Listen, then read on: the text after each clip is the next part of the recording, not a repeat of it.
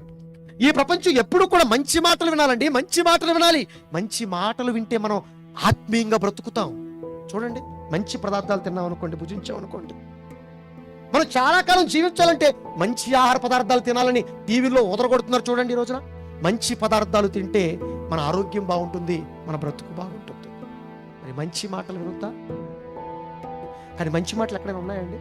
ఈరోజు ఇంట్లో కూర్చున్నారు, మీరు మీ కుటుంబ సభ్యులతో కూర్చున్నారు, మంచి మాటలు మాట్లాడుకుంటున్నారా? టీవీలు పెడుతున్నారు, మంచి దృశ్యాలు, మంచి మాటలు, మంచి పాటలు వస్తున్నాయా?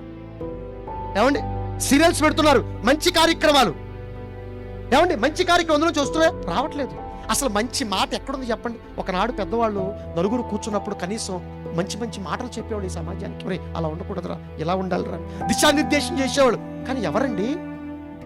ఈరోజు ఎవరస్తులు కూర్చొనివ్వండి, పిల్లలు కూర్చొనివ్వండి, పెద్దవాళ్ళు కూర్చొనివ్వండి, ఇంట్లో కూర్చొనివ్వండి, ఎక్కడ చూసినా వ్యర్థమైన మాటలండి, పనికి మాలిన మాటలు, పనికి మాలిన మాటలు. పనికొచ్చే మాట ఒక్కటి కూడా లేదట, ఒక్కటి కూడా.